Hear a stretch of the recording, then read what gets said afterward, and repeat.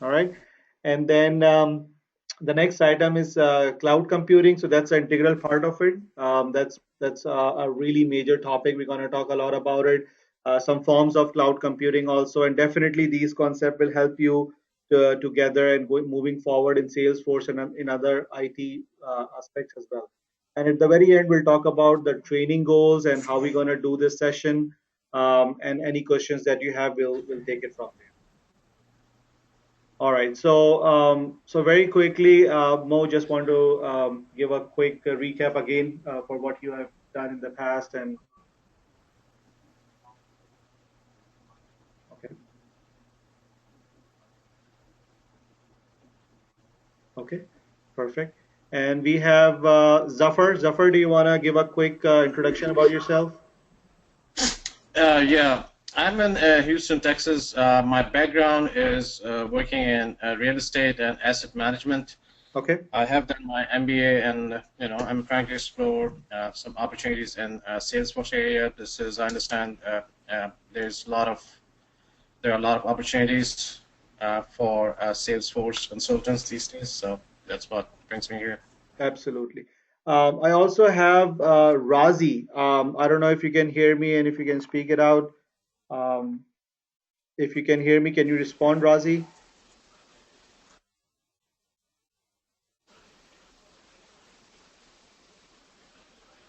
Okay, not sure. We also have Raza. Raza, do you want to introduce yourself?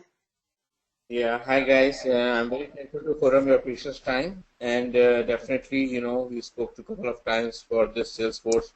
My background, as you guys know, especially Khurram knows, I'm from RF engineering. So I work with from different industries, from Alcatel Lucents and RF design, performance, and optimization. That's my background. Perfect. Hey, Amber, are you there? Can you introduce yourself? Yeah, yeah. My name is Amber, and I'm from Kansas. I'm studying in Wichita State University, and my majors is business analytics and information management. This is quite an interesting topic, and I really wanted to know a lot about this one. I have already worked in the banking sector, whereas a core banking system was somehow related to this one. So I just need to know the difference between these two systems. Thank you. Sure, thanks. And we'll wait if Razi comes back, if he can able to let us know. Hey, Sana, you want to introduce yourself? Yes, my name is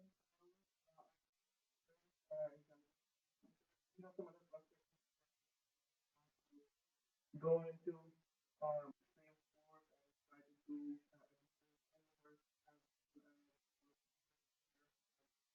as a All right. Okay, thanks a lot. And I would also like to give a quick introduction of myself. So my name is Khurram Ali.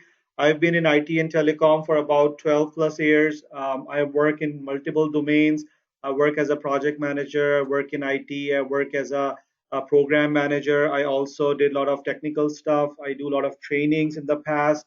I have about 5 plus years of very specific goal-oriented training experience which I've provided to most of the tier one customers like AT&T, Verizon, Sprint. In Canada also I have Bell, Telus. In US we have some vendors, Nokia, Samsung. So I have a vast experience of providing full day trainings for specific topics. And also I have a lot of tool trainings that I have been providing to different levels from engineering level to developer level and also going all the way up to the management level training. So I have a I'm really want to go to the next level, and this tool I've been using it for some time. So basically, I put up a course together, and I feel like there's a lot of need of training, and there's a lot of information which is not out there, especially in our community about the lot of IT aspects of it. And so I'm trying to see if I can close the gap between that and see if I can help people to get into IT, especially as a first step. And obviously once you are in, you can able to explore a lot of options. So what I hear, first question about any of the IT trainings is, does it involve software development? Does it involve coding? Does it involve how hard is that? So obviously that's one of the concern, because I imagine basically some of us who belongs to a particular type of curriculum, we do not have a lot of a strong background in programming. So that kind of step us back from the mainstream jobs and most paying jobs in US and around the world. So obviously, if we don't have that expertise, that doesn't mean we cannot never have it. Definitely, there's always a good time to have it, and there's nothing that you cannot achieve. You just need a little bit dedication. You just need a little bit hard work, and definitely you can get something. And we'll talk about the perspective in next couple of slides. So just a quick introduction about myself and an agenda. So let's move on. And if you have any question, feel free to stop me, and we can answer. It's a very open forum today. We're just trying to introduce Salesforce among you so you can feel about it, you can get an idea what it is, and then obviously once we start the training from next week, we can actually go into more detail what, how does it work and all that. I do have one more person join the session from the name of SQ. Can you introduce yourself?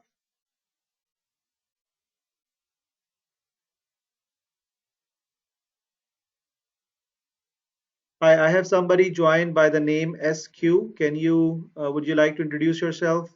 We still won't able to hear you.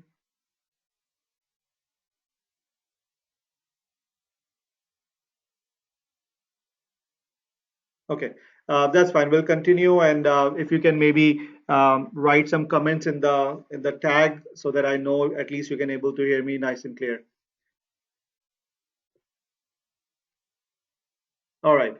So let's start. So hopefully you guys can able to. Okay, Sofyan. Hey, Sofyan, can you able to hear me? You can type it in case if you won't able to speak up. Can you able to hear me nice and clear? Okay, perfect. All right, so let's continue. So the slide that you are looking at it right now, it says Salesforce market share. So this is I just want to show you the top 10 CRMs, top 5 CRMs which are in the industries which has been currently being utilized, and Salesforce covers 44.5, almost 45% of that. Some of the other ones, obviously, it's good to know what is out there apart from Salesforce is Microsoft Dynamics CRM that is also getting some traction these days. We have Oracle CRM, we have ACT, we have SAP, and obviously there are a lot other more, but these are some of the top 5 which has the major portion of the CRM market. Obviously, Salesforce is pretty much on the top from the time it comes up, because it comes up with a new concept of cloud computing. Before that, there were some other CRMs like Siebel and all. They were client based. So we'll talk more about it. What does it mean by client based or cloud based, and what is cloud meaning, and why Salesforce is good to have, why it is leading CRM. All these good stuff we'll talk about in coming slides. In terms of companies, again, this is just a small number, but if you can see the number of growth which I'm going to show you, it's keep progressing on a daily basis. So 200,000 plus companies which are tier one companies, they're already using Salesforce. They already have implemented and they're using it on a daily basis. A lot of companies are moving to acquire Salesforce and implementing it, and also they are basically expanding them. So for example, they started off, they try to see how does it feel and look. They bought few licenses, they used to it, they integrate their system, and once they get good at it, they start expanding, and they expand into their different divisions, different sessions, different proportions of their company, so that the whole company can work on a single CRM. All right, so the next slide, we move to the slide number 3. Just give you a few seconds so that will refresh on your screens as well. But in general, the next slide talks about the customer. I just put some very top-notch customers here just to give you an idea what kind of customers you can shoot for, which you can, prospective customers, prospective employees, or for those companies. So Hulu, you have Nike, you have Coach, Coca-Cola, you have Intuit, you have Microsoft itself used to use Salesforce a lot, Fidelity, you have a lot of banks, Sony. So there are a huge number of lists. I just pick up some of those which are probably using from the very start. AT&T, in terms of internet web browsers, AngelList, Career Builder. In terms of media, you have Live Nation, you have Universal, you have Activision. In terms of hospitality, you have hotels, Priceline, and so on and so forth. So basically, The next slide will actually illustrate. I just put together some of the again major fields, encompass the whole field where it can be used, but just to give you a slightest idea there where it can be used. So hospitals, telecommunication, financial institute of any sort. So we talk about banks, we talk about small accounting firms, we talk about anything related to financial work can be used in sports because there are a lot of teams. They are doing a lot of fundraising. They have a lot of staff, so you can imagine how can it be used in a sports. But you think about like NFL. Think about you have a school team. How many employees they have, how many students they have, how many staff they actually maintain, because these days are big deal. So they have a lot of staff. They need to communicate between each other. We have media, unlimited using pharmaceutical, IT department, of course, banking, call centers. Just to see the use of call center, they just last year come back with a specific call center module, and hopefully once we get in the training we will talk about that. So they just very specific to call center because a huge use, because they want to capture each call. They want to capture when they call, how long it called. They want to do analytics on top of it, and we'll talk about what does analytics mean. Is basically just in a very common language, what it means is they want to see in a day how many call comes up, what they talk about it, how they talk about it. Now how do you going to do that? Can you go ahead and listen thousands and thousands of calls? You cannot. It's not even humanly possible.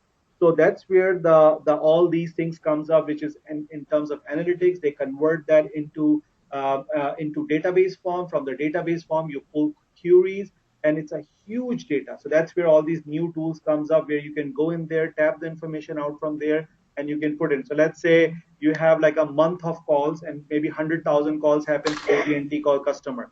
Now you say, okay, I want to see anybody who use swear word. I want to see how many unhappy customers are there. So you're gonna pull a query. You're just gonna say, okay, use this word and see how many times how many calls it comes up. So boom, it will go in the database and comes up and say, okay, out of 10,000, 200 people or 2,000 people use this word. And so you'll say, okay, I want to know, okay, when do they use it, what days they use it. So I mean, you can chop it up as much as you want, but just to give you a slightest idea, just a slice of it, that how strong can it be, how much control you have for the data that we never had in the past. That's why all these Hadoop, which is another tool for crunching big data, a lot of other software which are coming up, where you can use cloud, and also you can use the big data analytics. You can use and grab the data, because this is the future. There is no doubt this is the future. So we'll talk about more in detail. All right. So the next slide, hopefully I'm going to give like a second or two so the slide can be.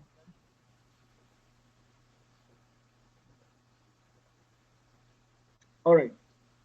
So the next slide, in terms of job, and how much they are creating. So the way you can read this slide is if you see the second line where it says cloud-related jobs in 2015, 1.09 to 100. So the 2015 where in the graph says zero, that doesn't mean zero. That means 1,992,000 jobs. That's where it is starting. It is just showing the progression of how it is going. So in the next 10 years, it's going to almost double.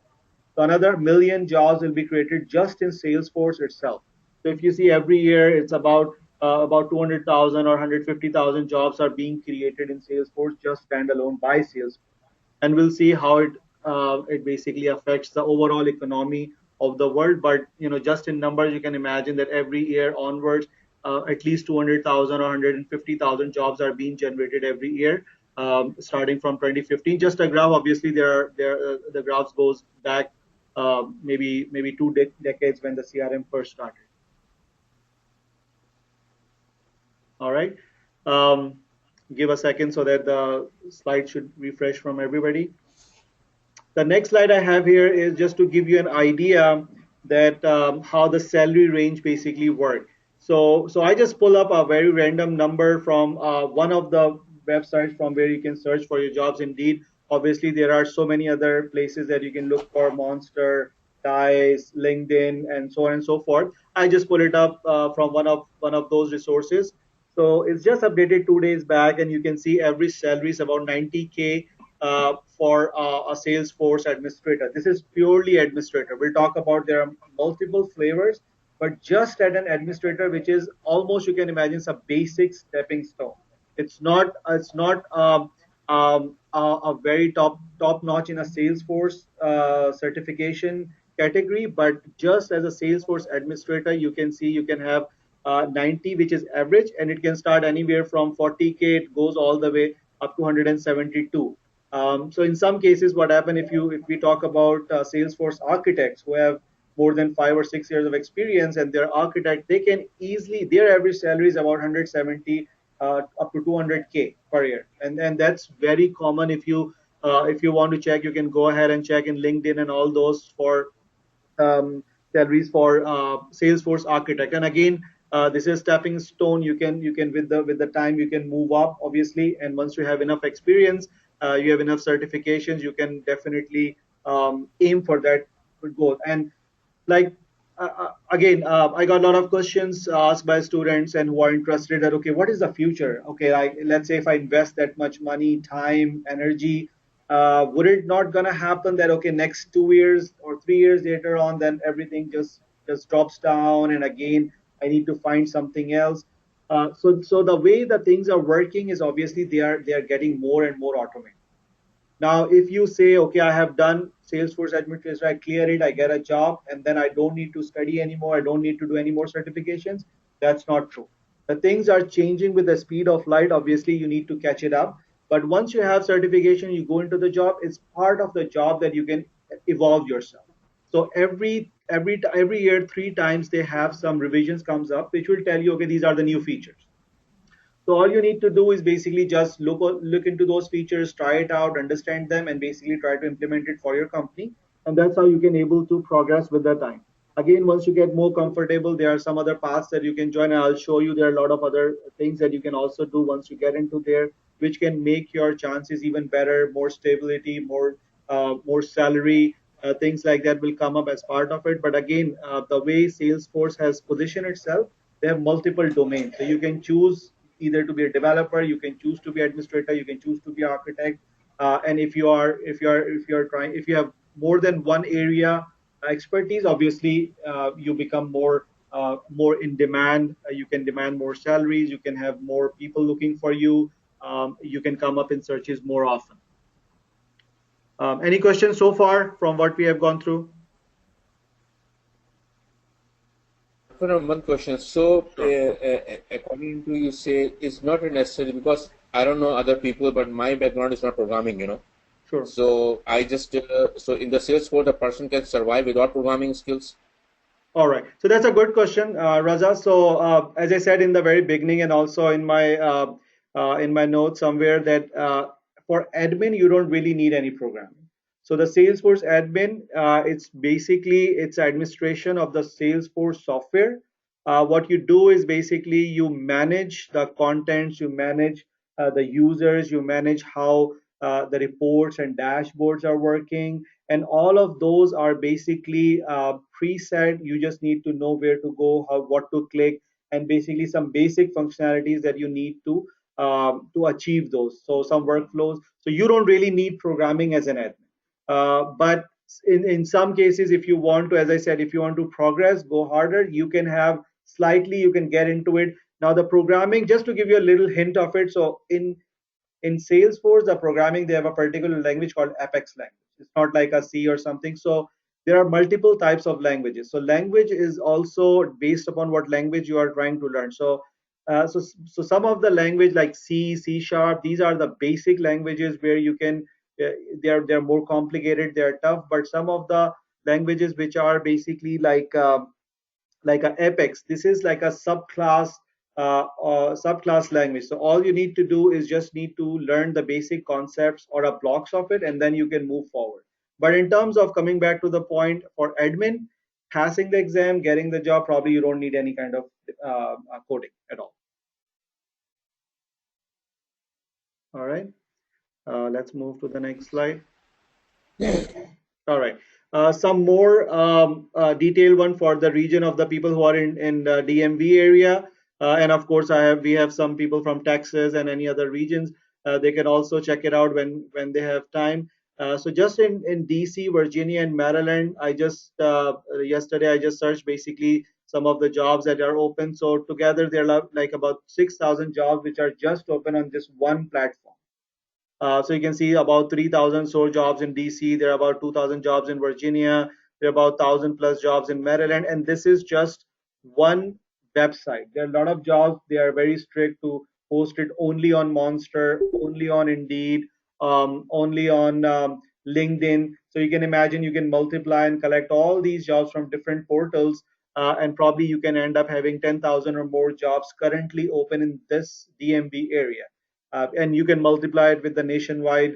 If you are living in New York, Massachusetts, Texas, all of these areas, a huge impact, because as we talked about a couple of slides back, every industry need sales CRM. We'll talk about what is CRM, which is Salesforce, but every industry, any company which is starting from 10 people up to thousands and thousands of people need a CRM. We'll talk about in more detail what is CRM, but just to give you a little perspective about future, what you're getting into yourself, so that you can feel good about it. So obviously there's a lot of demand. There's a lot of companies that you can go in. For example, I have few folks who are from telecommunication, right? So for telecom, obviously you have limited area. Somebody who is a pharmacist, he can only or she can only look into pharmaceutical arena, right? If somebody is in hospitality, like a manager or something, he can only look into that region. Now Salesforce, or on a broader way IT, the charm of IT is it is being used in everywhere. If you have a 10 people company, they also have IT staff. If you are talking about 100,000 people company, they have a full department of IT company. So the beauty of that is, if you are in a particular region, you most probably you don't need to move just because of the job. You can actually able to find a job in that region, because you can hit banking, you can go to pharmaceuticals, you can go to financial institution, you can go to telecom sector, whatever we talk about. And obviously if you have a particular background and now you know Salesforce, you become more attracted to the customer, because you not only know, for example, you're in telecom or pharmaceutical or a particular banking sector, and now you know Salesforce also. So you have all the background, and now you know the tool also, so you can become even better person. And for that person, we use a term called business analyst.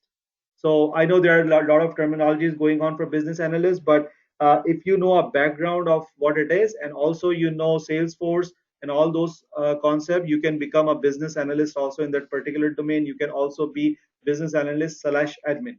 So a lot of jobs requirement, when you go in there, when you get an idea what it is, you will find yourself in clicking a lot of jobs which says business analyst on the top, but and there is somewhere say Salesforce. But once you go in detail, you will be able to find that you can fulfill most of the requirements. All right. So the next slide is basically just to show you the overall impact of Salesforce in terms of economy and the world economy. So 272 billion. What does this number say? So this number is saying basically next few years, this is how much the overall companies who are utilizing Salesforce, they are generating to the world GDP. 272 million, and from today to next few years, it will we already see that it can create more than 1 million jobs. So this is kind of a forecast for next 2 to 3 years, that in the next few years, that's what we are looking into. And obviously if you say the region where we are in United States, the companies who are utilizing, they are somewhere in the vicinity of 152 billion. They're generating that kind of money, 210,000 jobs. And then probably number two is Japan. Then you can see UK, France, Germany, and then there you have Canada. You have and these are obviously just those companies which are on a really top. If you go in detail, every country, how big or small it is, they are using some sort of CR. Not necessarily Salesforce, not necessarily Oracle, SAP, or anything, but some sort of CRM. Obviously, once they know about it, and these CRMs are not that expensive. They go by licensing, and they go by per month. They go by how much you want to use it. So on a very basic level, any company can afford that. They're not that expensive. There's no upfront cost. So people are gradually. The only thing is that they don't know about it. They don't know what is Salesforce, how it's going to help me, why should I spend extra money on that.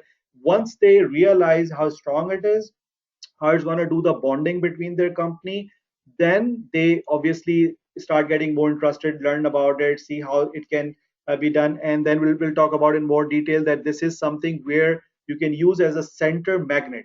All the other data sources will get into that, and we'll talk about what does all that mean, what does the integration means, and all that.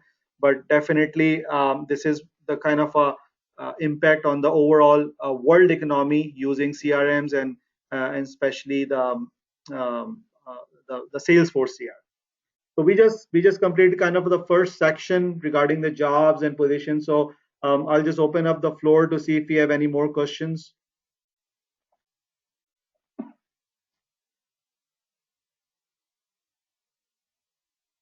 Ali, do you have any question? You good? All right. Okay, so let's move on to the next set of slides.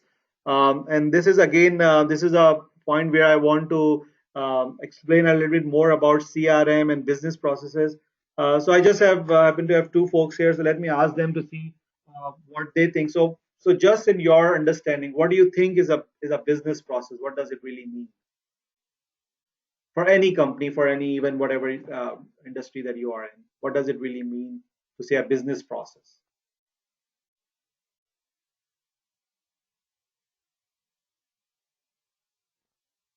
Or how does the business work? What are the different departments which are interlinked? Just on a very high level, what do you think, in your opinion? How do you define a business or a company? How does that normally work?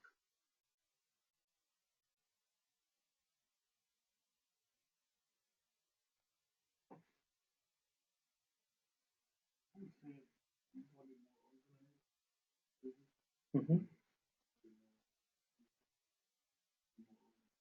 Organize, okay. Okay, and just to give you an idea from where I am coming from. So what I'm coming from is I want to know what are the different departments or what are the different phases in a business. How do you define a business? What is the first step you need? What is the second step in any business? Just in general, what do you think is the usually the first step? Probably you need to get a customer, right? For whatever business you are. You are doing car selling, you need a customer, right? You need to approach them, you need to call them, email them. Maybe they're visiting, then you need to engage, you tell them a price. Let's say you are a manufacturer, you manufacture something, you need to get customers. How do you approach customers? It's a different ways. You can either call them, you can email them, they might show up to you. You know somebody is building something and they might use our product. You can reach them, you can do cold calls. That's the first step of any business, right? So let's move to the next slide. So that's what it is. So this is called first step is pre-sales. Yeah, go ahead. Is there any question? Okay.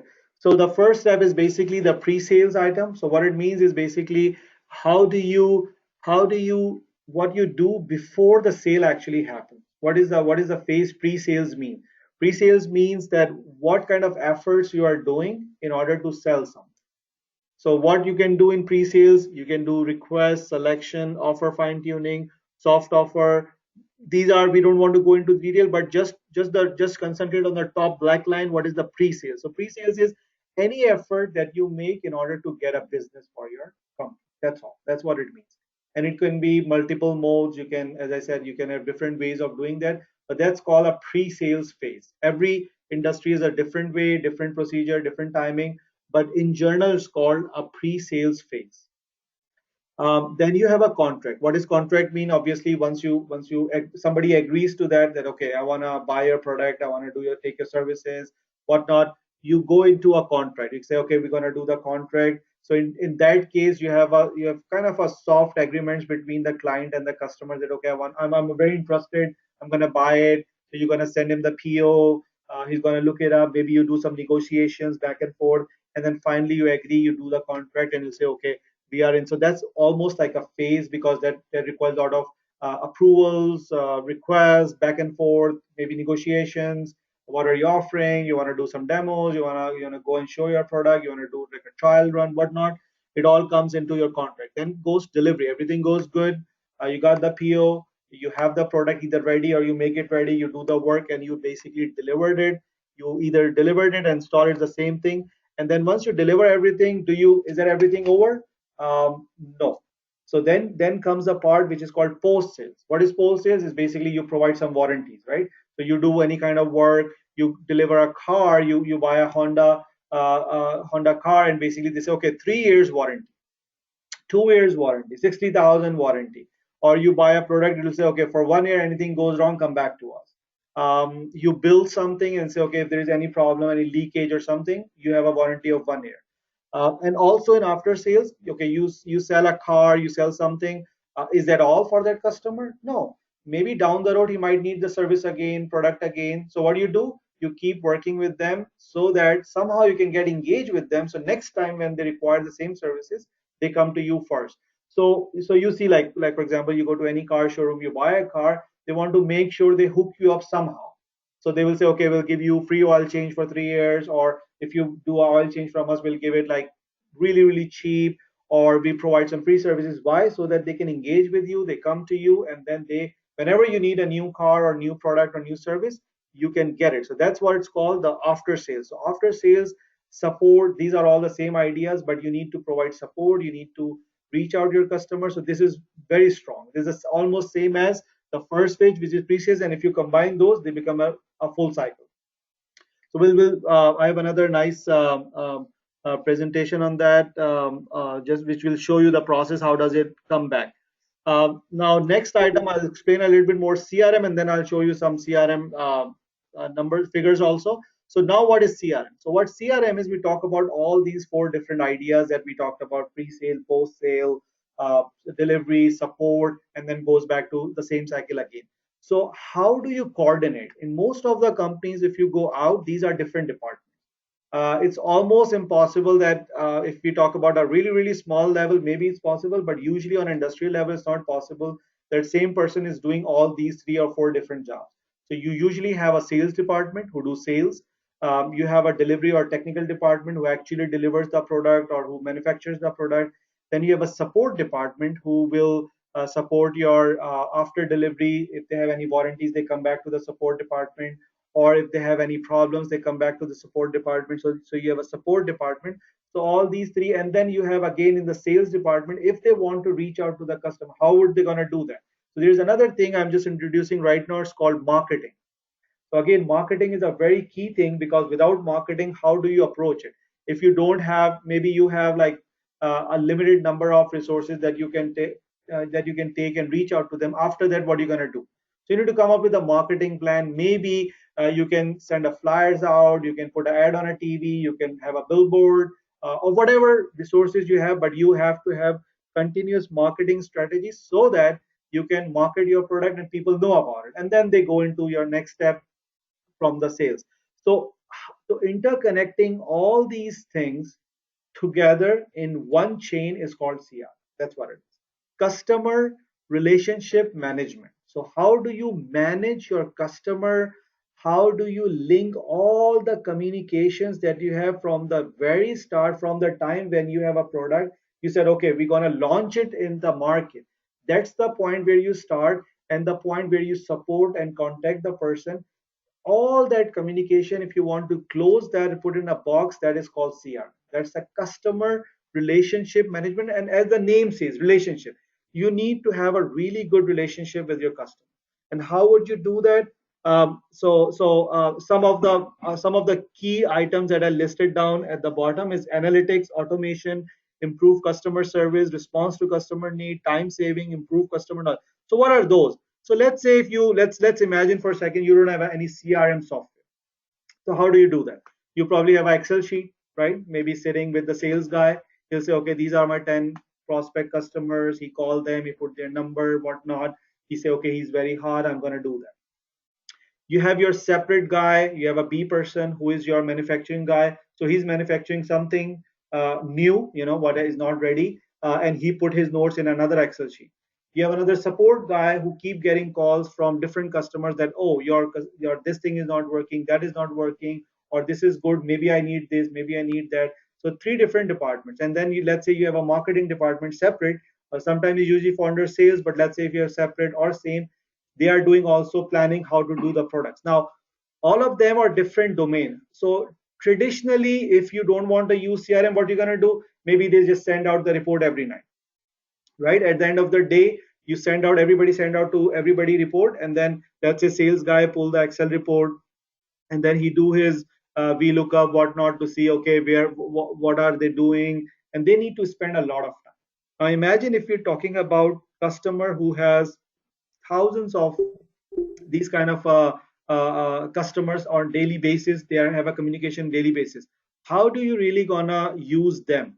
It's very, very hard. So you cannot really get a loop around it. You cannot basically structure it in a nice professional way that you can utilize that information. So that most of the time somebody asks something, you did not able to get to the sales guy in the right time. By the time he goes somewhere else and buy, sales guy is reaching to somebody, but that customer is already unhappy because there are a lot of issues. You go to the customer saying, hey, I have a new product. It's like, you guys never responded to my issues. I have like 10 tickets already open, nobody is responding me, nobody's fixing it, and you are saying you want to buy a new product. He's not going to buy any product from you, right? So that's where the gap comes up. And if you do all these things manually, it's gonna offset your work. So that's how you basically chain everything. And in the next slide, it will show you that. So what do you really manage? You manage phone calls, you manage emails, you manage meetings and social media, and they're related to main three aspects of it: sales, support, marketing. So you combine everything, and in the next cycle, if you see CRM capabilities in a blue and gray, so you can start with the marketing. So you market something, you go into the sales cycle, you sell something, you do calls based upon marketing. A lot of people reaches to you directly. Some people you reach them, and then you basically do the orders, you send the POs, you sell the product, and then you provide the support, and then cycle keeps on. That's how you combine everything together, built into the CRM, and then that's how you basically manage all the communication between your customers. Does it make sense to you guys on the call? Any questions?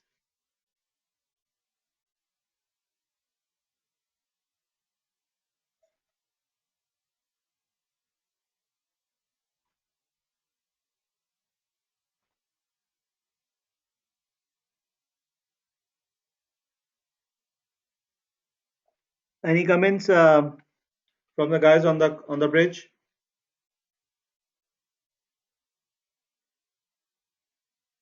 Yes, Khurram, the CRM management is talking for the prospectus.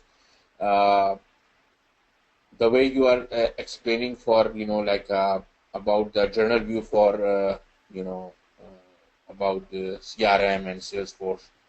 So, what is the uh, how we gonna be implement in our exam point of view or certification point of view, or how we going to be regarding job point of view.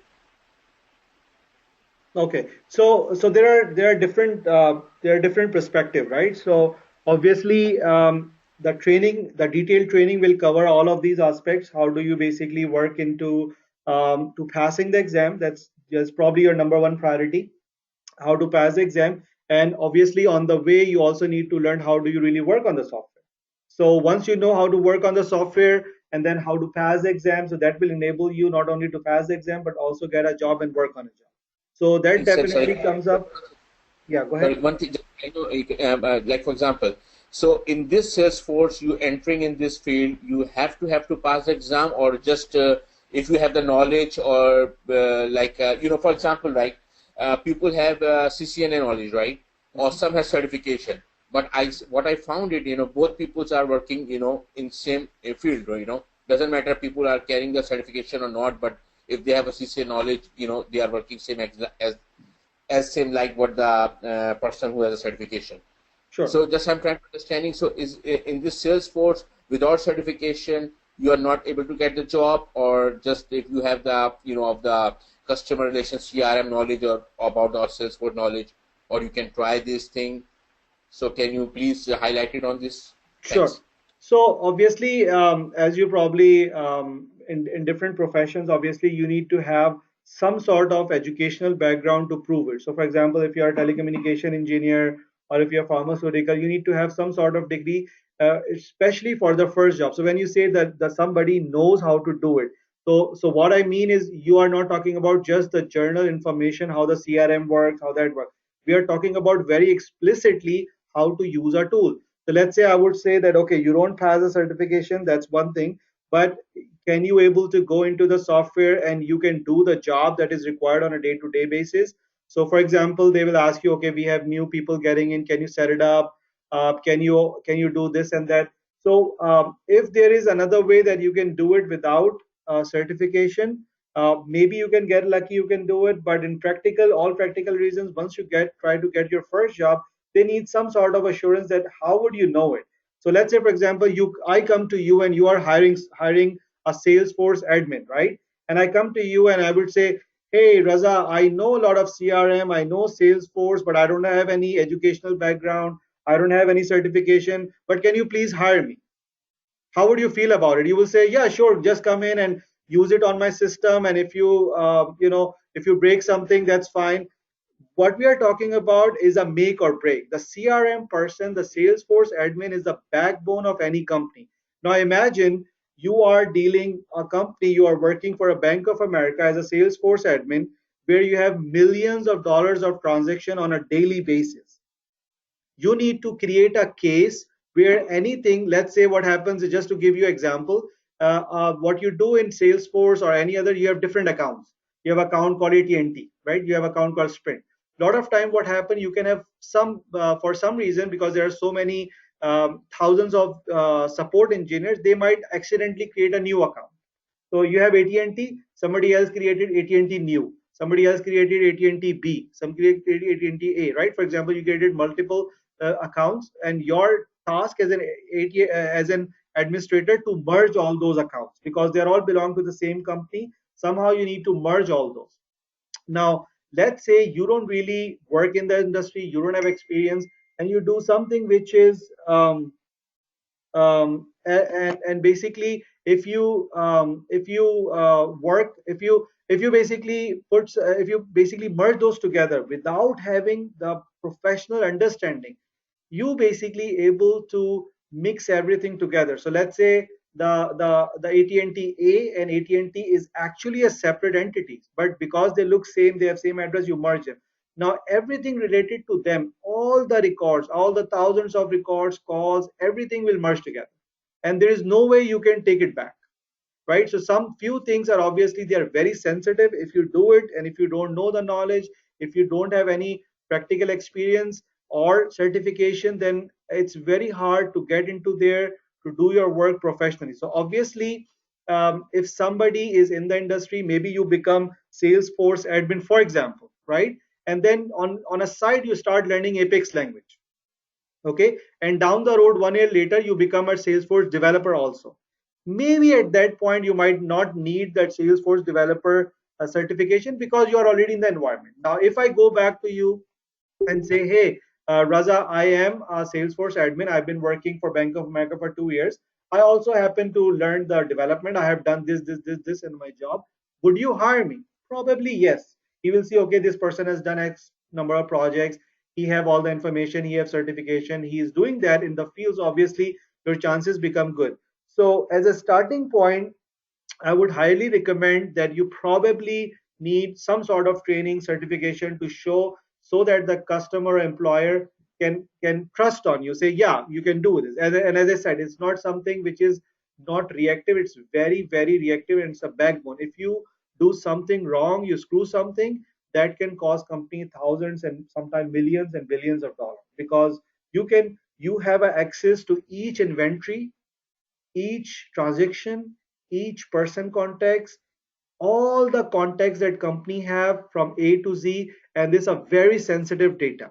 So usually if you become a Salesforce admin or developer, or at some level an architect, that's a very prestigious job, because you are basically working directly with the CEOs, directors, managers, and sometimes engineers to train them. And it's a very, very, very interactive and very sensitive job that you need to be very sure about, because in networking, maybe if you do not connect a cable correctly, you can just maybe lose one system. But let's say if you're working on a system and you're connecting UK with US, and you mismatch one of the cables, yeah, guess what? They cannot gonna hire somebody who just have experience. They might get somebody who's like a maybe 10, 15 years of super experience in doing the same job. So hopefully that might have answered your question. All right, so let's move on to the next slide. All right. So here comes a very, very critical topic, and this is probably one of the very topic that I want to discuss in more detail. So when we keep saying cloud, cloud, cloud, cloud from day one, and oh, Salesforce is a very cloud based and all. So I want to know what is really a cloud based system. What do you mean by a cloud based system? So Raza, do you want to chip in a little bit? What do you really understand by when you say a system is on a cloud, or you are doing working on a cloud or a cloud computing? What does it really mean? You know that from telecom industry, all the works are going remotely, going to Okay. server base, and operating from same thing. Like for example, if any integrations, only the hardware for installing in the field, and the rest of are remotely working. Same thing we saw that in Alcatel and all the engineers are sitting all over the nationwide or some international, and they're dealing. We have to be database, loading all the data, and then I think this is the cloud base, right? But in the cloud base, what my understanding is deal with the like thousands of millions of giga or terabyte data or something like that way. Okay, good idea. Hey, Zafar, are you still there? I just want to check if you are still with us. Hey, Zafar.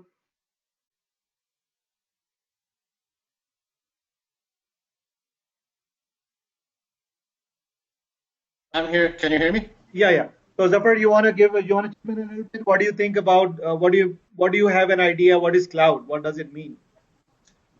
Well, cloud software is something where you don't have to install any software on your client, like your computer or anything. Everything is based on it's web-based portal, so everything is done on cloud, and you can access the application from anywhere and everywhere.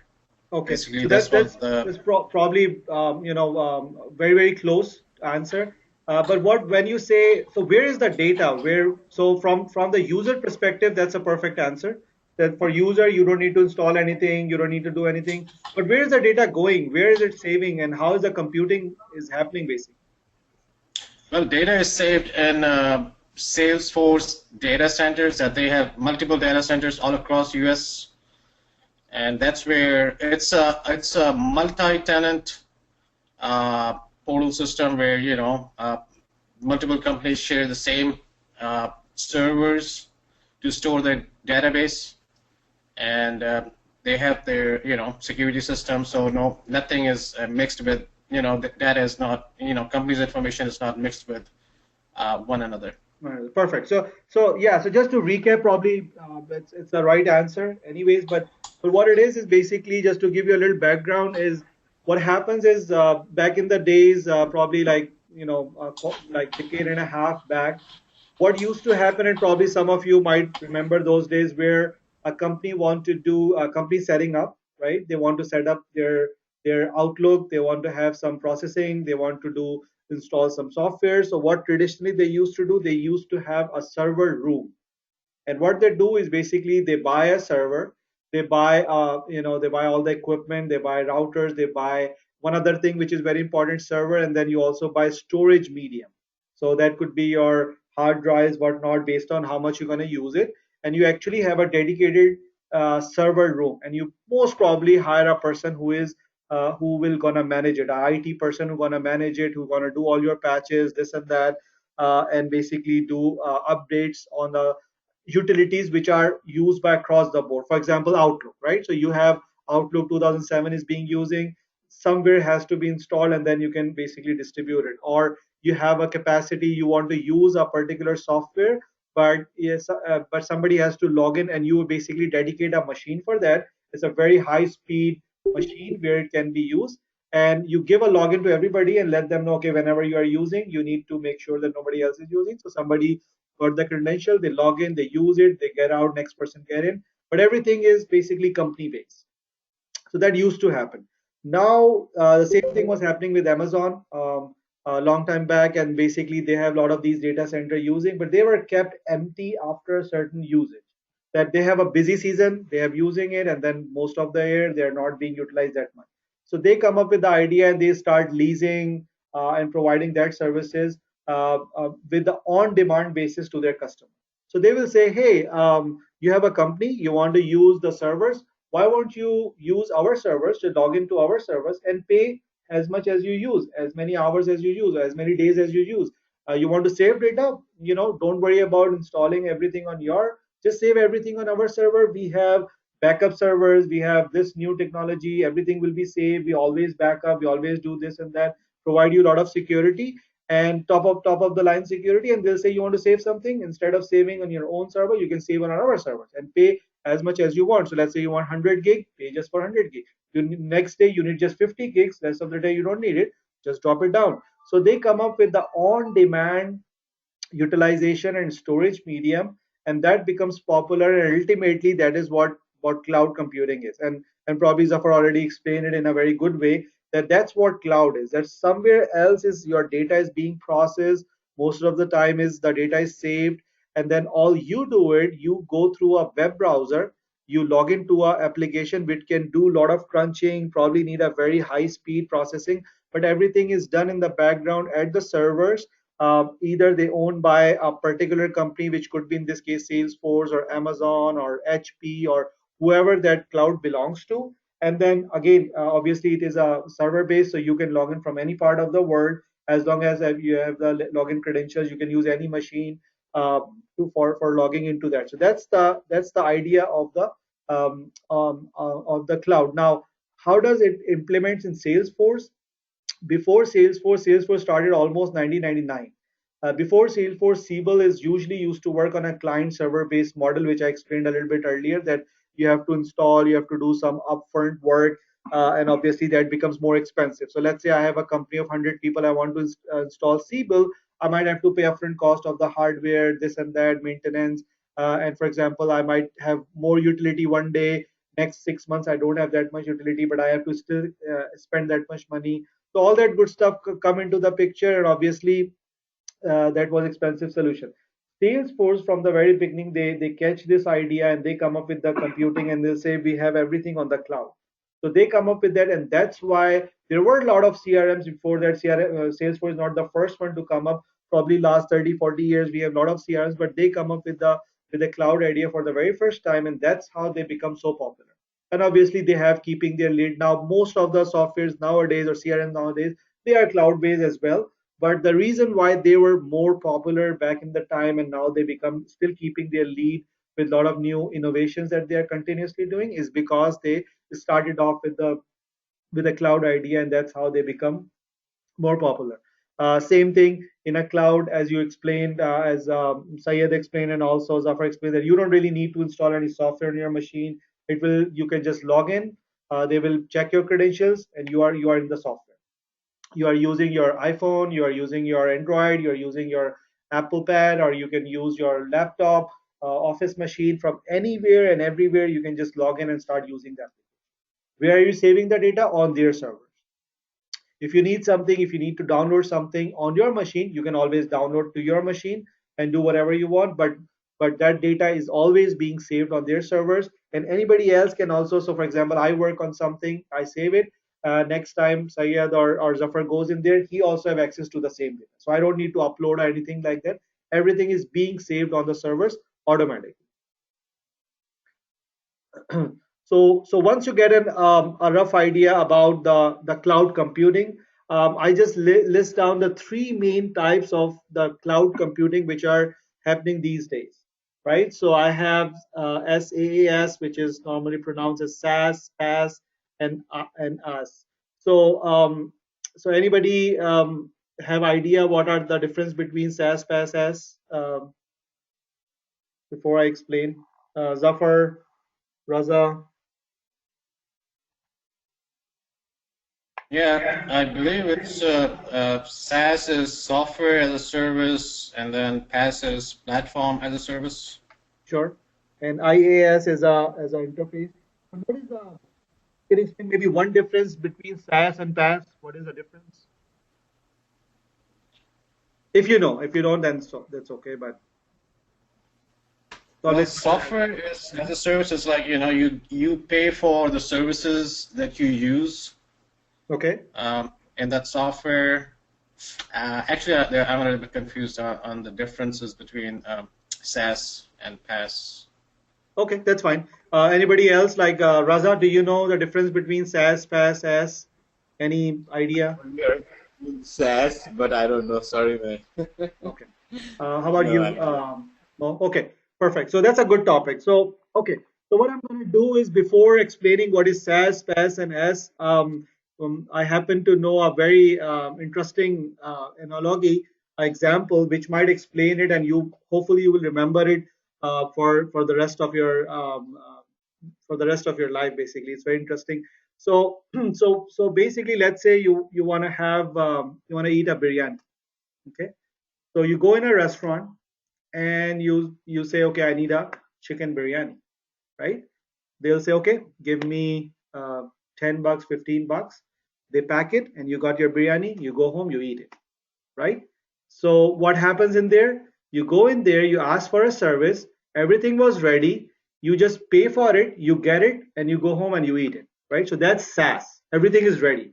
What in terms of our technology, what is that is you log into a you log into a website, you do whatever you want to do it, right? It could be your mailing service, right? It could be your Gmail, it could be your Salesforce. You go in there, you do your Salesforce work.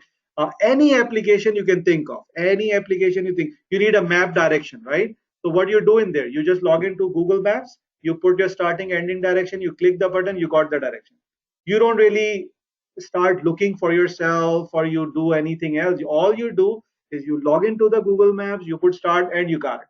You want to search something, you log into Amazon, you say, okay, I need, laptop comes up, you buy it, you get out. That's it. So it's basically everything is ready for you. It's a software or it's a product which is ready. You log in, you do your work, you get out it. So same thing, go back to biryani part. You go in there, you order biryani, you eat it, that's it, you are done. Right? Now let's go to the next platform. Now let's say you get the biryani, but you don't like it. You're like, no, it's too spicy or it's too less spicy. I don't like it. I don't like they add onion in there. I don't like why did they add potato in there? I don't like that biryani. I like to make my own biryani. Okay. So the second option is you go into the shop. Maybe this is a different kind of hotel where they let you get into the kitchen. Everything else is ready. So you have your chicken ready, you have everything is cut and ready, you have your stove running, you have your pots running, everything is ready what you need. All you need to do is you will say, okay, I'm going to put the ingredients as per my wish. I'm going to put, let's say, 3 legs, I'm going to put this, and then I'm going to mix it up and I make my own biryani, right? Now what could be the two of the possibilities? One is maybe you can make even better biryani than the ready made, or if somebody like me is doing biryani, maybe it can make really horrible like dalia kind of a biryani, right, that you don't really want to eat. So there's a chance that you can make it or you can break it, you can make even better, you can make so worse that won't work, but you are doing it on your way. So what they are doing is the company is providing you a platform. They have all the tools available. You don't need to basically go and buy the tools and this and that, but all you do is basically you get all the ingredients, but you do your own effort. You design it your way. In terms of software, what it means is you design it on your own way. Let's say you say, okay, I want to see my name first, I want to see the company name first, I want to do this, I want to have 10 options, I want to take this input, that output, I want to do my money in Canadian dollars, I want to do in something. So whatever you want to do, you do it, but you're still using all the ready-made items in there and you are doing it. So you don't have the final product, you are making the product, but you are doing one extra step. So that's called PaaS, where you provided a platform and you do that. And then, for example, for some of those is Apex language. We just talked about it. Force.com. This is also like an interface for the Salesforce. I'll talk about it. What is the difference between interface and background? But just imagine Google App. So if somebody, I don't know if in this audience, if somebody is happen to know how to make an app, that is also the same thing. If you have a Google App platform, you can make your own app. You don't like how the Google is showing the direction, you say, okay, I need to see it with the pink color, right? I want to see it in 3D or 5D or whatever. So Google say, okay, you want to do it? Okay, these are the tools. They are available. The maps are here. The directions are here. This is the language we use, whatnot.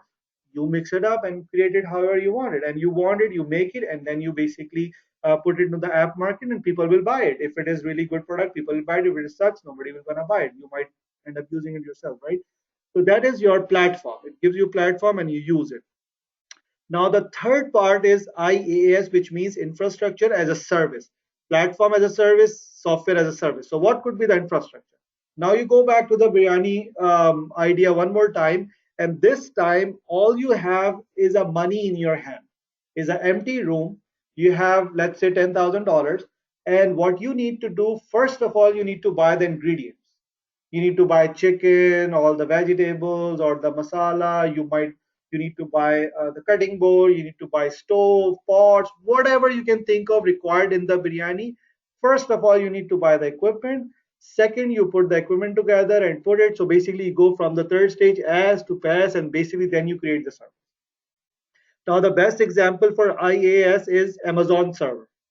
So what they do is, excuse me, you can basically go to Amazon server and you want to buy all the requirements that you need. What it means by requirement is, let's say you need a very super fast computer.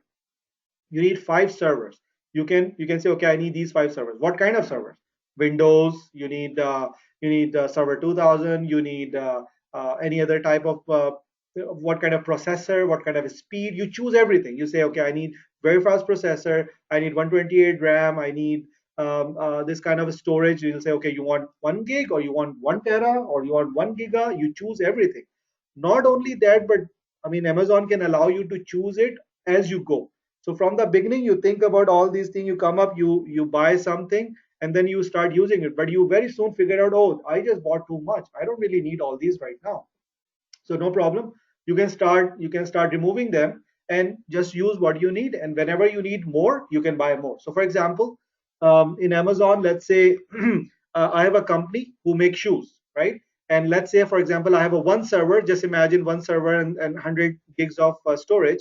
I do shoe sale, and then I have, that is enough for my daily work. Now Black Friday comes, and guess what? My sales got tripled. Instead of 100 customer a day, I might have 300 customers. So to process all that online, to get all those working, if I keep that particular processing power, what will happen? My system will crash, right? So what I need to do, I need to improve my processing power. I need to increase my storage power. And how do I do it? I go back to Amazon and I purchase more firepower, and also I purchase a lot of storage, and then I should be good for the day. After the Black Friday goes, maybe next 2 days might be still busy, but after a week I might slow down, get back to my own normal pace, right? So after that phase, I can just drop all the extra space, all the extra processing power that I had, and I go back to the same one. So I start paying that again. That's the beauty of the cloud computing on demand thing. They can even do it on hourly basis. You can just go and get the maximum for an hour where you really need it. After that, you can just drop down to the basic processing power. You can get for multiple hours. You can even bid. So what they do is, there are some timing which are really nobody uses it. Maybe let's say at very late at night, nobody's using it, nobody's getting into the software. So they will say, okay, whoever bid the highest for that particular hour will give it to you. So let's say all the people like big pharmaceutical companies, bid analytics company, so they continue bidding. They make a software that bid on that. They'll say, okay, instead of $1 an hour, you can get in pennies. You can get in like 50 cents. You can get 25 cents. So whoever bid among those highest, they can get it for, let's say, an hour. After that, somebody bid higher, they can get it. So it's like a continuous process. And then again, your bid is higher, you can get again for that hour. So that's how it's being utilized. So these are the different ways of cloud computing. So one is SaaS. So just to let you know, SaaS is obviously the most popular clouding service out there. Probably more than 50-60% is the market which is captured by SaaS, because it is for the end customers. End customers can log in, do whatever they want. Everything is ready. Just logging into that and use it, and do whatever they want to do. They pay charges to their users or providers. Then the PaaS platform is obviously for developers, right? Mostly developers or somebody who wants to do development in either apps or different tools or whatnot. So they get into PaaS platform, they develop something, and then basically they need that kind of, and somebody who is in the infrastructure, who is building something up, or they are doing the PaaS part, but basically they want to go beyond that. They want to control all of their equipment, all of their technology. They want to control everything, how the process is happening. Then you go to the infrastructure part, where you actually build the infrastructure. Then you do your tool development, and then at the end you provide a service to a customer. So does that explain the difference between these three? Zafar, is it something that you get a better idea now? Yeah, that was perfect explanation. So SaaS and PaaS could apply for Salesforce, right? SaaS would be like, the applications that comes with Salesforce in the box. Yes. And PaaS would be, the applications or apps that you develop in Salesforce according to the business needs, right? Absolutely, you're perfectly on the spot. The only difference is, instead of doing, actually you can do apps too. The way it goes is, just to give, so that's like a next topic, but I can just at this point I can explain a little bit about it. So what happened is, so we have we have Apple, and then we have um, um, Android, right? So you know that when you create an app, if you're in app market, you create either for Apple, or you create um, for Android, or you can create for both, right? So you can create apps for different platforms, right? So, but what app typically do is, basically it is something that can help you, right? It's not a system, it's not a phone, it's just going to help you. So, for example, we can talk about some apps. So, for example, let's say you have a Google Maps. This comes as an app. What it does, there's a app somebody created, obviously Google. They put it into the market. You go there, either it's a free or it's $1 or whatever the cost is. You buy that, you install it, and then how do you really use it? You are still utilizing your phone power, your processing power, but that will run on top of your system. And how, so from where it is taking your location, does Google Map, the app itself, has a GPS built in there? No. Where does it take the GPS information? From the phone, because phone has a built-in GPS, right? The app doesn't have it, but app get that information from the phone. Okay. Now, how does the phone know which? So, if you probably everybody might have used the GPS, Google Map. So, how does the phone know you are in Eastern time zone or a Western time zone, right? Because it will give you the exact time. Oh, you will reach in 2 hours, 30 minutes, 3:05 p.m. You will reach this destination. So, how does the app know? Does the app have that information, that what time you're gonna use? No, it is utilizing the phone information, but it knows how to tap that information and bring it out into the tool, right? So that's just an add-on tool. So this is as good as you have a car, you have a leather seats, and you put a cover on top of the seat.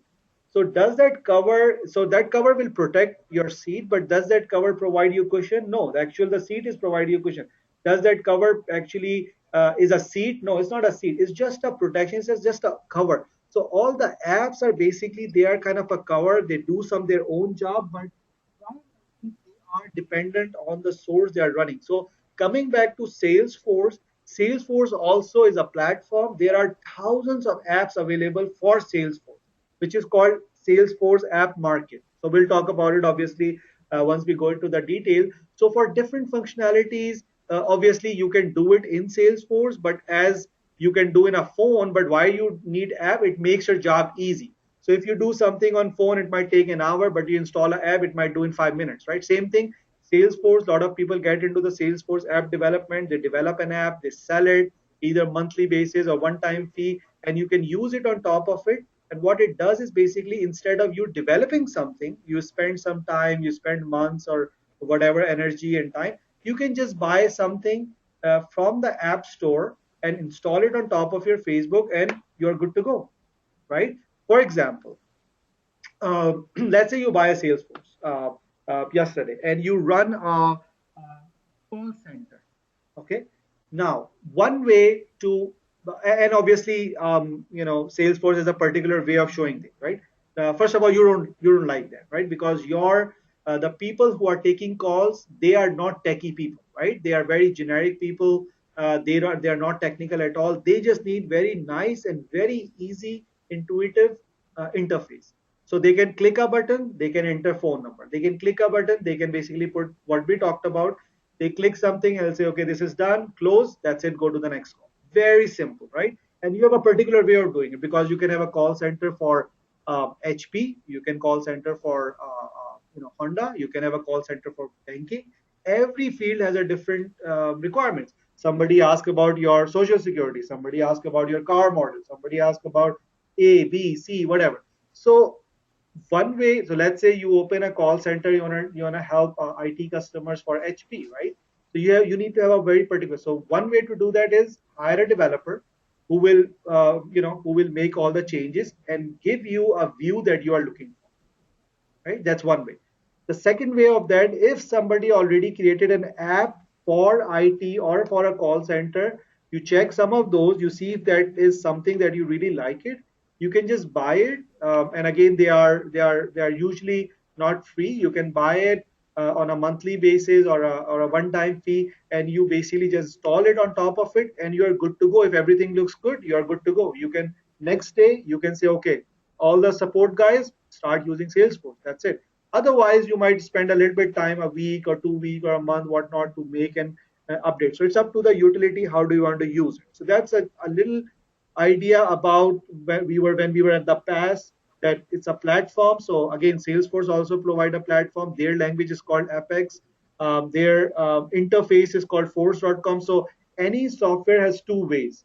One is background, where you are basically doing the programming, and one is how does it appear to you on your screen, right? So right now, when you see your Google Maps, the way it comes up, the map comes up, the button comes up, the arrow comes up, the size of the arrow, what you input and all that, that's called interface, right? The front end of how you are seeing any application is called interface.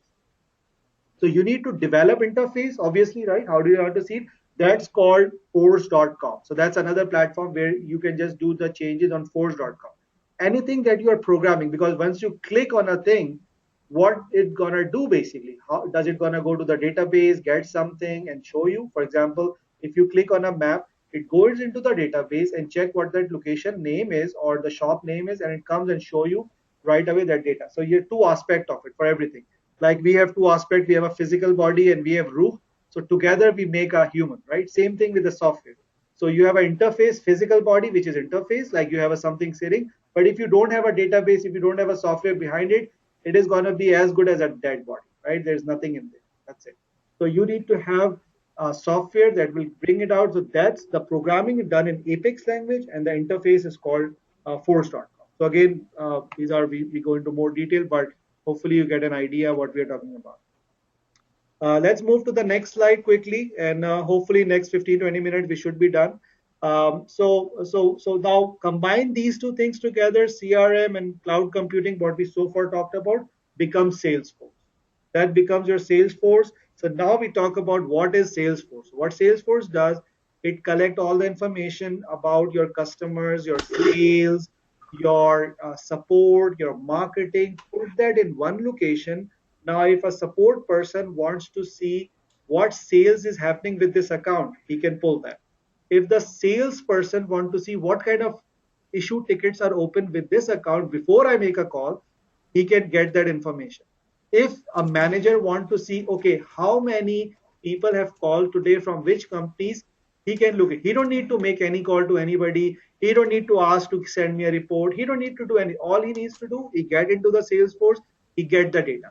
Your CEO comes up, he says, okay, we are having a lot of financial losses. Let me see what's going on, right? So he can get into Salesforce, log in and see how many sales are happening, how many sales are already happened this week, this month, today, how many sales did not happen.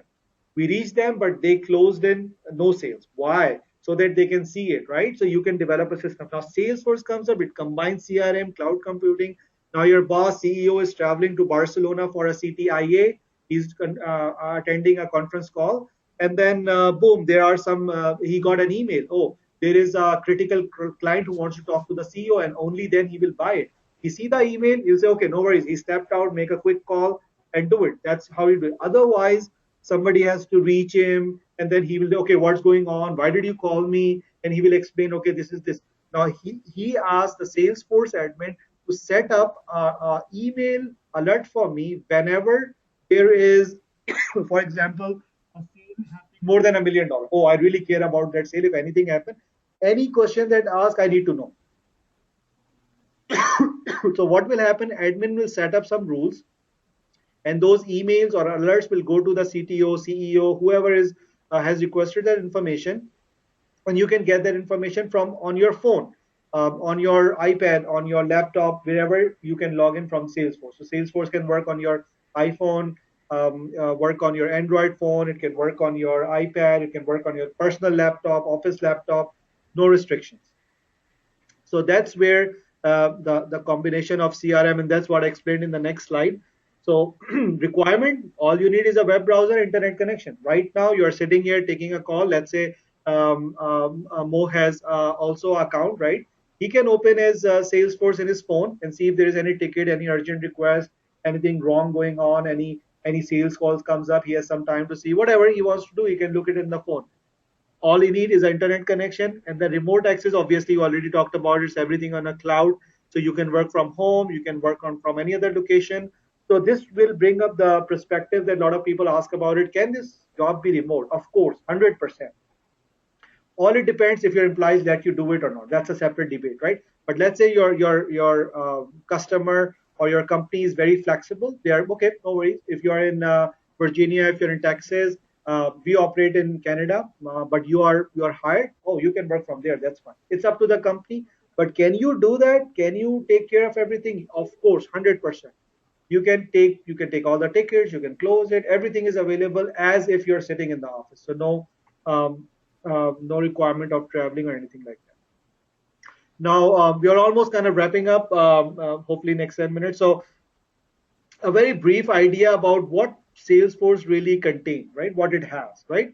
So what kind of different clouds they have. So what they did is basically instead of saying just a Salesforce, they distributed based on demand because everybody has a different demand. Somebody only wants to use Salesforce for sales.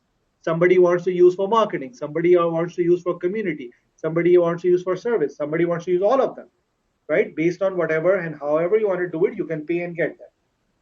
But if they provide just one whole soul, maybe if somebody only want to use for service, he has to pay a lot of money for all these things which he's not going to use. So that's why they come up with different clouds saying, okay, if you only want to use service, you can do that as well. So you don't have access to sales or marketing or community or whatnot. So whatever you need, you can, and you can also keep adding, right? Later on, you can keep add if you really need it and all that. So in a very high level, you have a sales cloud which deals with sales. You have a service cloud which deals with the maintenance. You have a marketing cloud which deals with the marketing. How do you market your products? You have a community cloud. What is community cloud? So community cloud is as good as your Facebook, right? It's also almost like that, where you ask the questions and it's like a broad community, right? From different companies, different things, people are connected. You can have your local community, like your own company community as one. You can have a broader community. So you can have non-profit community, you can have IT community, even you can make your own communities. So what they do is basically they provide a platform so that similar working nature people can get together on a community cloud and they can discuss. So for example, me, Sana, and Mo belongs to the same IT industry, and I want to do something which I am trying for last 2 days and we're not able to do that. What I'm going to do is I'm saying, hey guys, I am trying to implement this rule, but for some reason it's not working. Can anybody help me out? And Mo sees that and he says, hey, yeah, I know. He can do some changes and he will say, hey, Khurram, now try that and see if it works. Or Sana comes in and okay, try this instead. So people can help people. And many times in community there are also Salesforce people also in there. They can also help it out. You can always call the Salesforce people. If you have a account, they can help you out. Give me a second.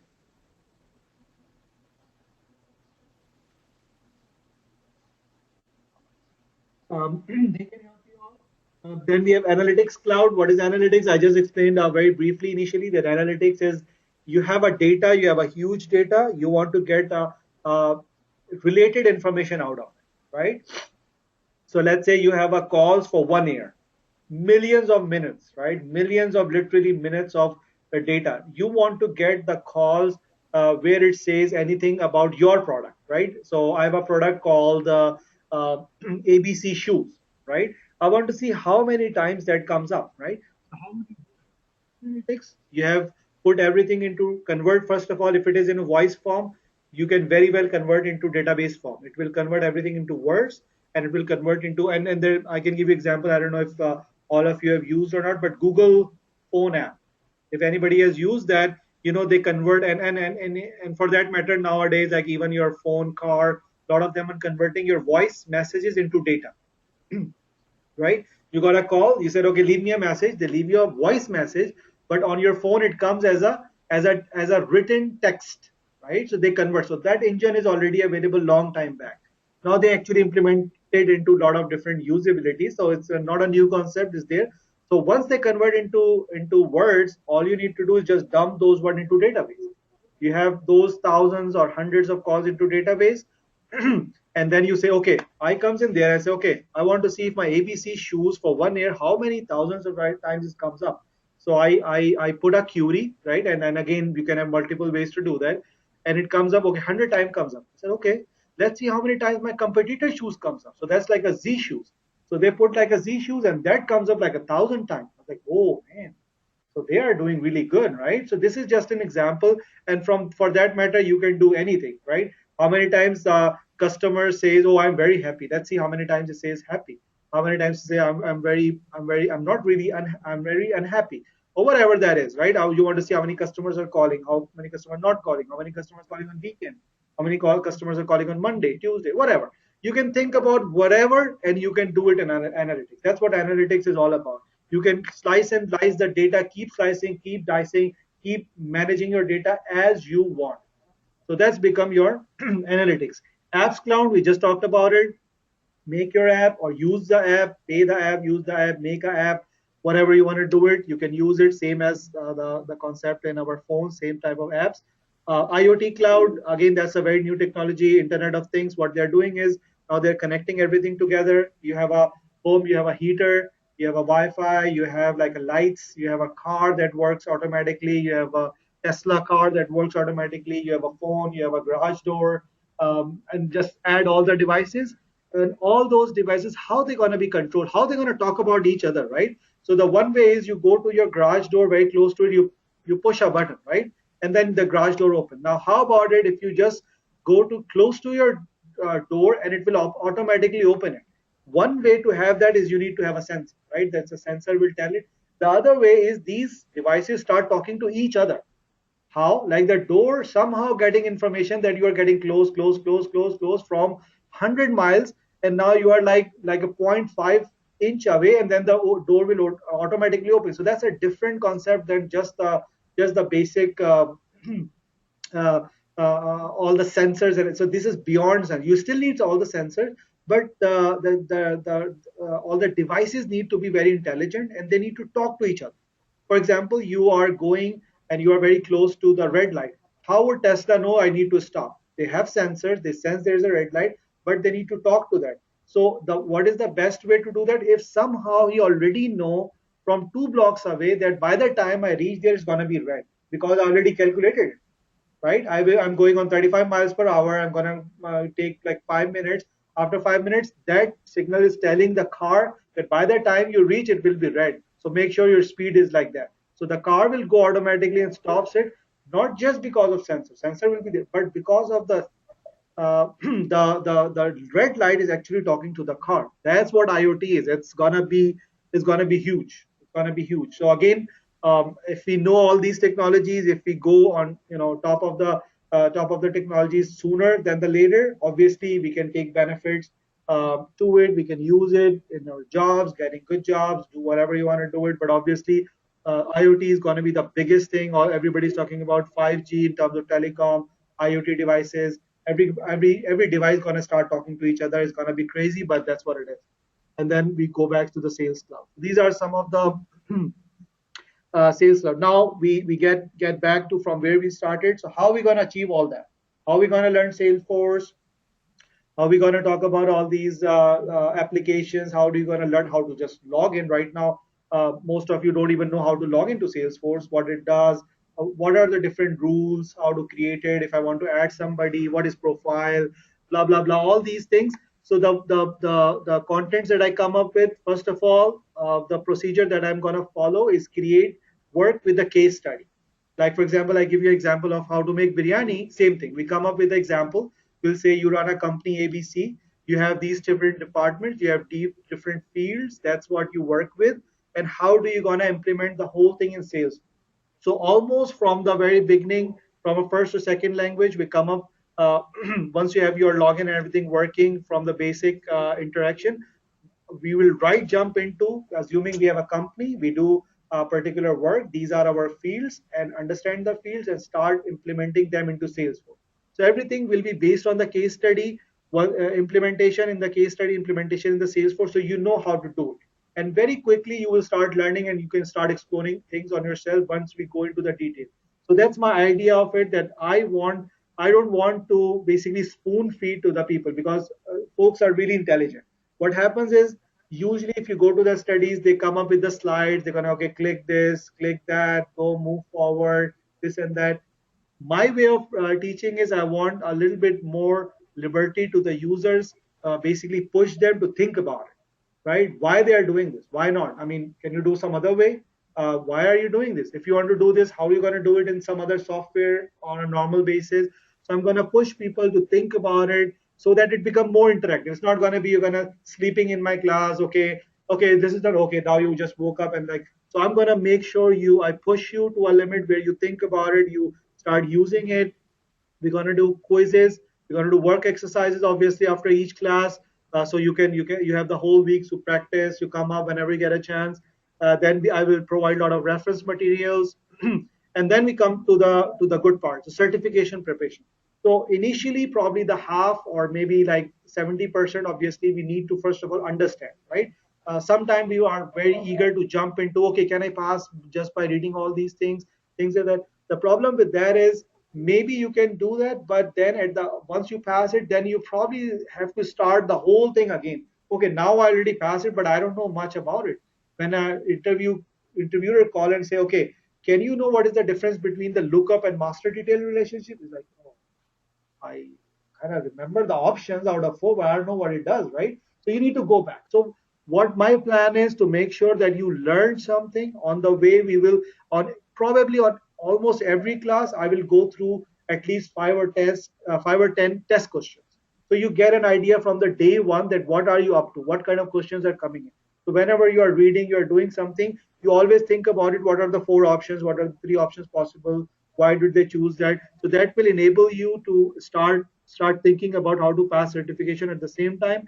And obviously, once you hopefully you pass the certification, we can always come back and we can help you with the interviews, how to do the interview and how to brush up your resume. How to basically, and what I'm trying to do is going forward is basically I'm trying to reaching out a lot of organizations who are using Salesforce, so we can probably able to get some actual projects that you can, if you can able to participate in that, you can able to put that in your resume as well as a practical work, instead of just putting all the things that you haven't done. We can try and do that as well and see if we can able to get some local non-profit organizations or some companies that can that can utilize our our talent. The next slide is just to give you a little bit of the ideas what you are talking about. So there's a Salesforce, sharing rules, building sites, schema builder, portals, data loader, data export. So there are like a lot of things that we're gonna learn throughout the thing. Now the pretty much the last slide I'm on. So just bear with me, maybe another 5 more minutes. So again, this is one of the critical slides. So what are the goals? What are our training goals? So as I just explained, our training goals are 2 main goals. One is obviously you need to pass the certification. That's the first step. And I don't say maybe yes, maybe no. No, I say you need to pass it. That's it. There is no exception, no if, buts, whatever. You need to work hard. You need to do it. If you fail first time, doesn't matter. Appear second time, fail, appear third time, but you need to pass it, right? Because that's the first step. Show the determination, you can pass it. If a lot of people, thousands of people pass it, why can't you pass it, right? So that's going to be a challenge for me as well if you don't pass it, because I need to make sure you guys pass it. That's the first step. So so the first step is our goal is to pass the certification. Second step is obviously you need to have a good grip on Salesforce. Obviously, no training can guide you 110% that you can work on. You always go into the work and you learn a lot of new things, but we want to enable you to think critically and come up with the ways so that you can explore that option, right? So maybe I teach you about service industry, but you end up going in a financial industry, so you might have some different things. But my task of doing the training is you know how to resolve this solution. If you have a problem, what are the different ways I can get help? So for example, you can call Salesforce, right? Obviously you are working, you are as an admin, you can always, you have a ID of your company, of your license. If you don't get anything, you try something, you don't get an idea, you don't have time, you can always pick up the phone and call Salesforce. You tell them that's what I'm trying to do. I'm trying to add a person, and for some reason I add like 100 people, but this person is not adding. I don't know what's wrong with that, right? You open a ticket in a couple of hours, they call you back, they work, they log into your account, they work with you and solve your problem and tell you how do they do that. Next time you don't need to worry about that problem at all. Now you know. You want to make some rule, for example, rule meaning any email comes up from a support person and he do not respond in next 3 hours, come to the manager. So as an admin, you need to implement that rule that any email that comes up doesn't respond it in 3 hours needs to escalate it to the manager. If manager doesn't respond in a day, go to the director, something like that. So how I can make it? Again, some of these things are very generic. We'll do a lot of examples so you get an idea. One thing so cool about these days is the community. You cannot even imagine how people will help you. You post a question on a community, not to the Salesforce, just your Salesforce community, and go to today and go and check. People will actually solve your problem. It could be like 2 page long and give it to you. People are so good in technology these days. I don't know about other people, but I have personal experience. I have a lot of colleagues who have experience. They have a job, like one of my very close friend, we work together. He had an issue in Salesforce and he was working for a week to resolve this. He tried 10 different ways. He called Salesforce. They were able to help, but exactly not the way he wanted, right? And he was keep trying to see if can be done better way. And he posted the question on Salesforce. One nice person get back to him with a very nice piece of code. He put that and exactly get what he was looking for. So you have multiple ways to get the help from Salesforce itself. You can get community help. A lot of people are eager to help you. So all these things will be included in the training. How to get that help? What is the best way? How to question? How to get the good answers? Right? How to ask a question? What would this training cover? Probably I'll already explain, but we'll go from the admin part. There are multiple sections like security, profiles, how to make rules, what are different types of things. So all those things will be covered in the in the training. Will as I said in the previous slide, that there's a way that we'll take an example, we'll follow through it, and we'll work on that. Can we work on case studies? Of course, we'll definitely start with the case studies, work on that. How about the practice camp? So as I said, probably from the day one or day two, we will start pulling 5 or 10 or 15 based upon the time that we have. Start working on the practice exam right from there, from initially just to explain you, and then later on we'll try to have you work. What is the duration? So what I come up with the final plan is a 8 weeks, 2 months training, and the timing is every Sunday 9 to 12. And again, you can always join online or on-site. Both options are available as we done today. So it's just going to be one day, 9 to 12, 5 hours. We'll take like a half an hour break between that. This will give you enough time, because I know most of you guys are actually working guys. Initially, I was planning to do both Saturday, Sunday, but that will not give you enough time to practice.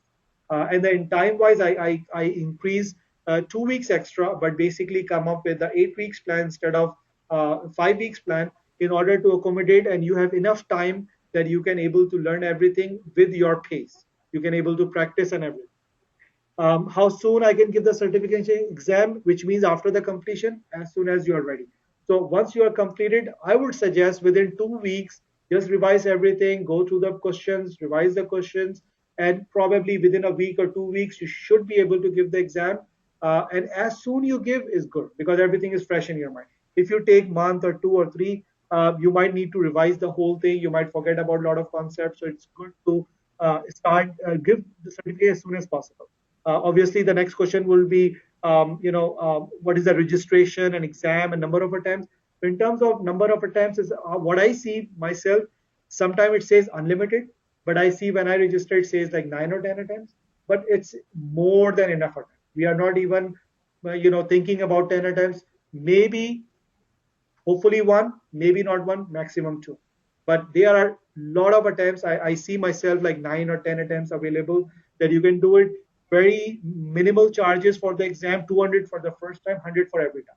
So very cost effective. It's not a lot of money that you need to worry about. Even if you're not ready 100%, go ahead and give the exam. A lot of my colleagues, yes. Khurram, the exam is some kind of the Salesforce center, or where are we going to give the exam? Yes. So the exam will happen at there are multiple testing centers. It's a 90-minute test, like an hour and a half, 60 60 multiple select questions, right? And you can give it to, there are multiple examination center everywhere across the board. So you can schedule to any of those, whichever is closest to your place. You go in there, they will launch the test session for you. So probably, I don't know if anybody has given the exam for any certification exam like CCNA or CCNP or Yeah.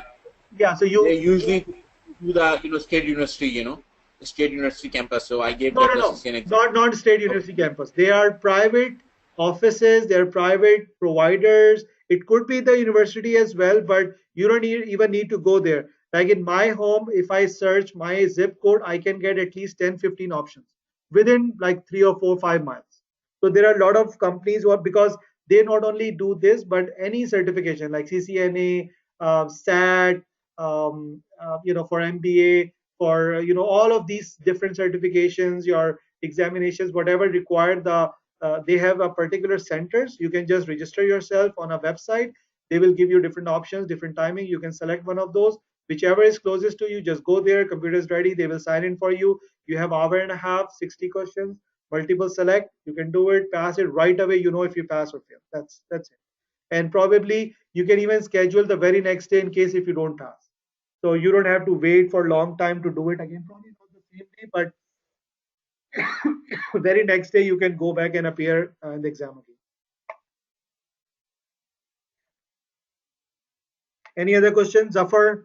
Anybody else regarding the training, the examination?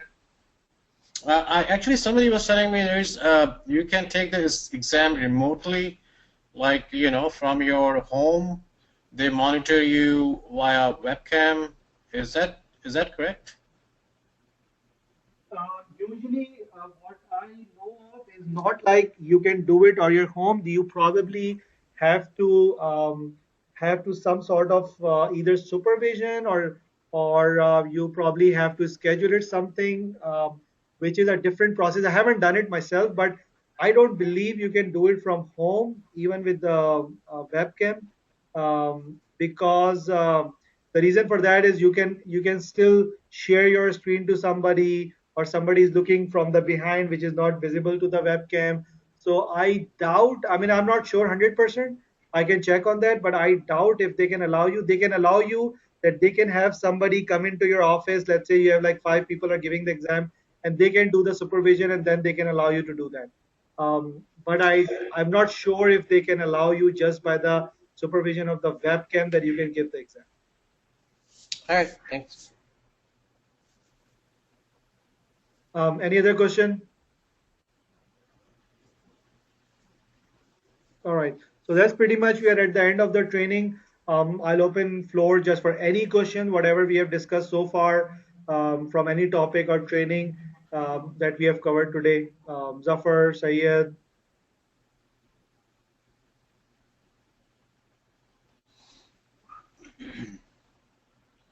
Do you also provide service for job placement? Yes, so what we're gonna do is basically we're gonna work with you on your resume. We're gonna basically I have some people who basically promote and work with multiple companies. So I'm gonna help you with that also for the job placement part as well. So it's part of the training also. Once you pass the exam, once you do that, we'll see where we can do that. But we can only recommend. We don't have our in-house job. So in some companies they do have like in-house jobs that they can place you right away, but we don't have in-house job, but we help you to get the job in the open market. Okay.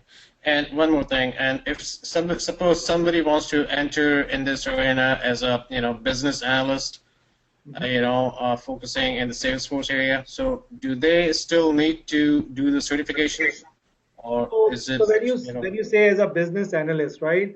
So business analyst is kind of a broad term, right? It can have multiple roles. Salesforce is more very specific, right? When you talk about Salesforce, so a business analyst can be they have Salesforce information. So what they can do is basically they can work and analyze the whole system, and they can also do some work on the Salesforce at the same time, right?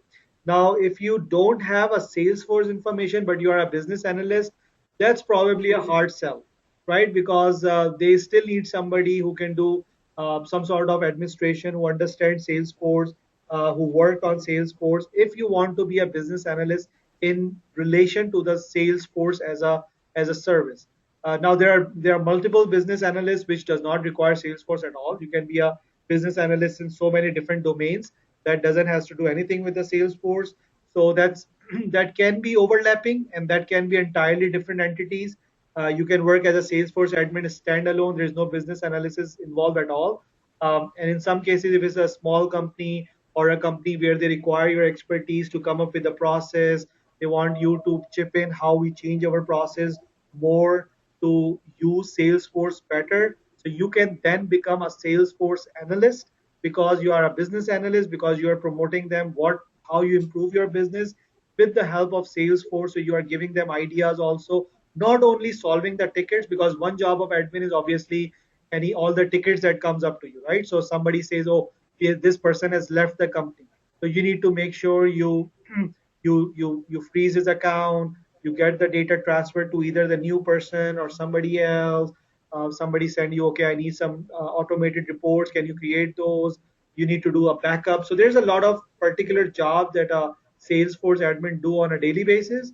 And then on top of it, he can also help the business to come up with a plan that, okay, right now the way you are doing the sales or something, I would like to add this process in between so that you have more visibility or less visibility, or it will become more intuitive. You can able to check on that, or you can able to see how long would it take. So you can also recommend into the business processes, and then obviously you are the person who can either implement that, or if you are on a senior person in Salesforce with the Salesforce knowledge, maybe you can just create the processes, and somebody as a Salesforce admin can implement those.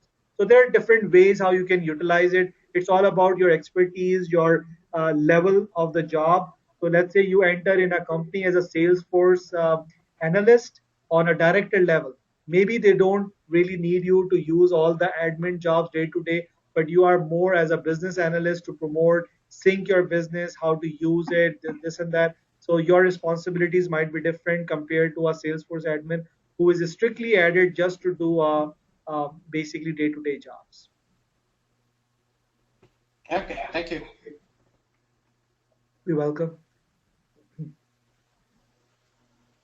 All right. All right. Thanks, guys. So what I'm going to do is I will, for the guys who have logged in, I probably have your email addresses. So I will send out the registration form shortly after the meeting, and then I'll follow up with that. And hope you guys have benefited from this, and hopefully I'll see you guys in the training session next week. Thank you. Thanks very much for your time. Thank you, guys.